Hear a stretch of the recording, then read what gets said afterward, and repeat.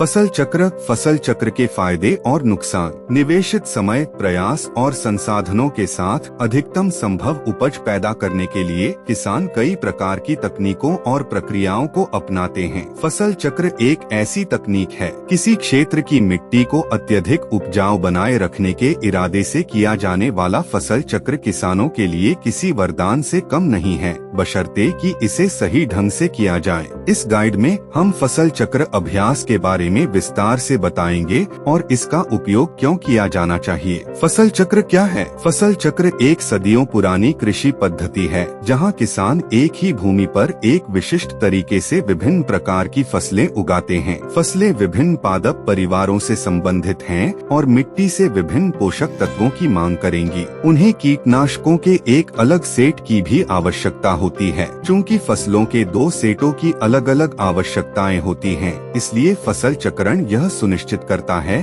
कि फसलों को आवश्यक मात्रा में पोषक तत्व प्रदान किए जाते हैं। फसल चक्रण क्यों महत्वपूर्ण है? फसल चक्र जब सही तरीके से किया जाता है, मिट्टी की उर्वरता, पोषक तत्व सामग्री और कई अन्य पहलुओं को बनाए रखने के लिए बहुत महत्वपूर्ण है। आइए उन सभी को डिकोड करें। यह मिट्टी में मौजूद पोषक तत्वों को संरक्षित रखता है। चूँकि प्रत्येक वर्ष एक ही स्थान पर एक ही फसल बोने पर समान पोषक तत्वों का बार बार उपभोग होता है, इसलिए मिट्टी की संरचना धीरे धीरे खराब हो जाती है। कुछ समय बाद मिट्टी उन पोषक तत्वों को खो देती है और बंजर हो जाती है। जब फसल चक्र का उपयोग किया जाता है तो दो अलग अलग श्रेणियों की फसलों का उपयोग किया जाता है। इन फसलों को इस तरह से चुना जाता है कि उनकी पोषक तत्वों की आवश्यकताएं अलग अलग हों। उदाहरण के लिए अनाज और फलियां वाली फसलें चक्रित की जाती हैं। अनाज को उगने के लिए उच्च नाइट्रोजन पोषक तत्वों की आवश्यकता होती है, इसलिए यदि भूमि पर नियमित रूप से केवल अनाज की खेती की जाए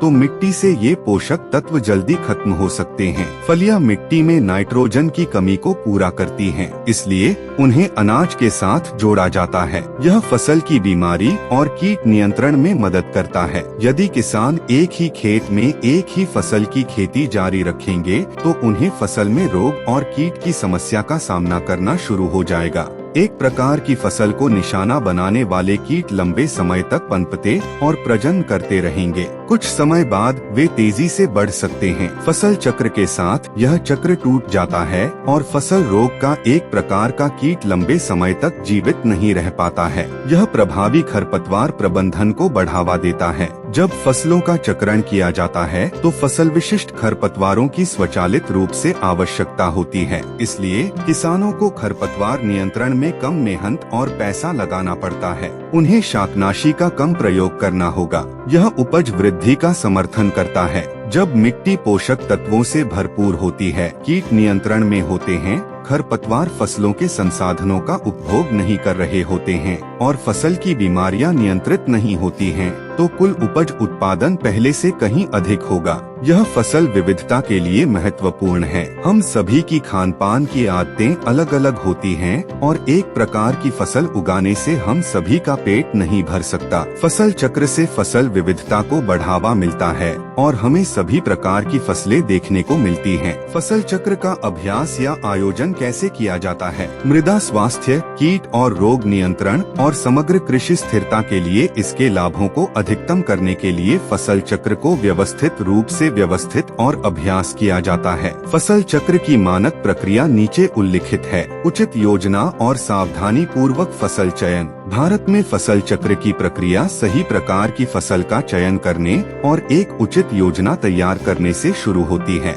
योजना चरण में किसान आम तौर पर तय करते हैं कि वे रोटेशन के लिए किस प्रकार की फसलों का उपयोग करेंगे, स्थानीय जलवायु को समझेंगे और फसल रोटेशन के मुख्य लक्ष्य को समझेंगे। आदर्श फसलों का चयन करना महत्वपूर्ण है। किसानों को ऐसी फसलों का चयन करना चाहिए जो विकास पैटर्न, पोषक तत्वों, कीट संवेदनशीलता और जलवायु परिस्थितियों के मामले में एक दूसरे के पूरक हों। सबसे पसंदीदा फसल संयोजन अनाज फलियां, ब्रैसिका फसलें, कवर क्रैश फसलें, मक्का, सोयाबीन, घास फलियां और अनाज फलियां जड़ वाली फसलें हैं। घूर्णन क्रम का निर्णय करना। जब चक्रण फसलों को अंतिम रूप दिया जाता है तो किसान आगे बढ़ते हैं और चक्रण क्रम को अंतिम रूप देते हैं। वे बहुवर्षीय चक्र अपना सकते हैं या फसल मौसमाधारित चक्र अपना सकते हैं। सामान्यतः प्रत्येक राशन चक्र 2 से 4 वर्ष के बीच होना चाहिए। वृक्षारोपण और कटाई के साथ आगे बढ़ना। किसान फसल चक्र योजना के अनुसार फसल रोपण जारी रखते हैं और जब फसल अंततः कट जाती है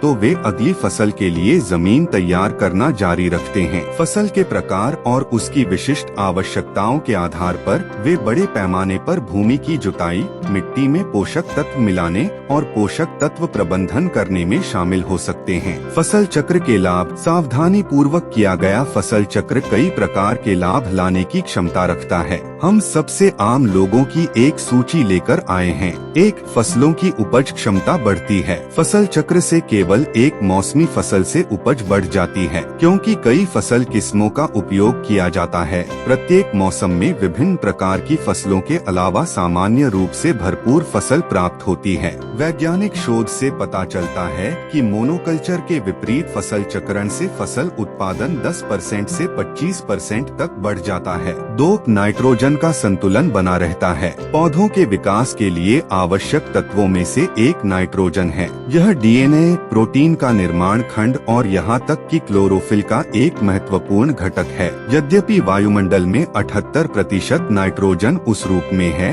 जिसका उपयोग पौधे कर सकते हैं। उन्हें मिट्टी से एक प्रकार की निश्चित नाइट्रोजन की आवश्यकता होती है, जैसे अमोनिया, नाइट्रेट या नाइट्राइट। 3. मिट्टी की संरचना में सुधार करता है। फसल की अच्छी वृद्धि मिट्टी की स्थिति पर निर्भर करती है। इसका प्रभाव इस बात पर पड़ता है कि पानी, हवा और पोषक तत्व जड़ों तक कितनी आसानी से पहुंच सकते हैं और साथ ही उन्हें मिट्टी में कितनी जगह फैलनी चाहिए। पौधे अच्छी तरह से विकसित नहीं होंगे और खराब मिट्टी में मजबूत जड़ प्रणाली स्थापित करने में सक्षम नहीं होंगे। इससे किसानों पर कई प्रतिकूल प्रभाव पड़ते हैं, जिनमें फसल उत्पादन में कमी और उनके खेतों में कटाव और सतही अपवाह के प्रति संवेदनशीलता में वृद्धि शामिल है, जिससे पोषक तत्वों का रिसाव हो सकता है और उर्वरता कम हो सकती है। भूमि के एक ही टुकड़े पर फसल चक्र के दौरान गहरे और उथली जड़ वाले पौधों के विकल्प के कारण मिट्टी की संरचना में सुधार होता है। 4. फसल चक्र जल संरक्षण सुनिश्चित करता है। बेहतर मिट्टी संरचना के साथ संयुक्त होने पर फसल चक्रण से मिट्टी की पानी धारण करने की क्षमता बढ़ जाती है। ठोस मिट्टी त्वरित और पूर्ण जल अवशोषण सक्षम करती है, जबकि इस पानी का कुछ हिस्सा फसलों द्वारा तुरंत अवशोषित कर लिया जाता है। शेष पानी शुष्क मौसम में पौधों द्वारा उपयोग के लिए छिद्र स्थानों में गहराई में संग्रहित किया जाता है। 5. कीट नियंत्रण एवं खरपतवार प्रबंधन। प्राचीन सभ्यताओं में फसल चक्र का उपयोग मुख्य रूप से बीमारियों, खरपतवारों और कीटों के प्रसार को रोकने के लिए किया जाता था। कृषि में कीटनाशकों के आगमन से फसल चक्र अनावश्यक हो गया। हालांकि इन कीटनाशकों के व्यापक उपयोग के परिणामस्वरूप कुछ महत्वपूर्ण विषाक्तता के मामले, पर्यावरणीय क्षति और यहाँ तक कि सक्रिय अवयवों के प्रति कीटों की प्रतिरोधक क्षमता में वृद्धि हुई है। फसल चक्र के नुकसान। 1. निर्दिष्ट करना कठिन है। फसल चक्र की सफलता सुनिश्चित करने के लिए हर मौसम में एक अलग फसल लगाई जानी चाहिए। इस प्रकार किसान को किसी विशेष फसल में विशेषज्ञता हासिल करने से रोका जाता है। मिट्टी पर संभावित प्रभावों के कारण किसान लंबे समय तक बड़े पैमाने पर एक ही फसल उगाने में सक्षम नहीं हो सकता है। हो सकता है कि किसान किसी फसल की बड़ी पैदावार न कर पाए क्योंकि उसके पास उस फसल में विशेषज्ञता का अभाव है। फसल विविधीकरण के लिए प्रत्येक विशिष्ट फसल के लिए विविध रोपण विधियों पर पैसा और समय खर्च करना आवश्यक है, क्योंकि प्रत्येक फसल की देखभाल और ध्यान देने की अलग अलग जरूरतें होती हैं। 2. कुछ परिस्थितियों में उपयुक्त नहीं। कुछ तापमानों और भौगोलिक क्षेत्रों में फसल चक्र की अनुशंसा नहीं की जा सकती है। उस क्षेत्र में मोनोकल्चर को प्राथमिकता दी जा सकती है, क्योंकि कुछ फसलें कुछ प्रकार की मिट्टी और जलवायु में अच्छा नहीं कर सकती हैं। 3. अनुचित कार्यान्वयन से फायदे की बजाय नुकसान अधिक हो सकता है। जब इस दृष्टिकोण का गलत तरीके से उपयोग किया जाता है तो अच्छे परिणामों की तुलना में नुकसान अधिक होता है। यदि किसी को फसल चक्र का तकनीकी ज्ञान नहीं है तो प्रयोग करने का कोई कारण नहीं है, क्योंकि पोषक तत्वों का निर्माण हो सकता है जिसे ठीक करने में अधिक समय लगेगा। इसलिए अनुचित कार्यान्वयन से किसान को बहुत महत्वपूर्ण नुकसान होता है। हालांकि विभिन्न रोपण विधियों की जानकारी आसानी से उपलब्ध है, इसलिए किसान को सावधानी बरतनी चाहिए और आवश्यकतानुसार उनका उपयोग करने के लिए तैयार रहना चाहिए। अंतिम कहना ये है कि फसल चक्र पर्यावरण के व्यापक रासायनिक प्रदूषण के खिलाफ लड़ाई में सहायता कर सकता है। नतीजतन तकनीक हमारे स्वास्थ्य के लिए फायदेमंद है और पारिस्थितिक तंत्र पर कृषि के प्रतिकूल परिणामों को सीमित करते हुए हमारी खाद्य सुरक्षा को संरक्षित करने का एक दृष्टिकोण हो सकता है। कृपया मेरे चैनल को सब्सक्राइब करें।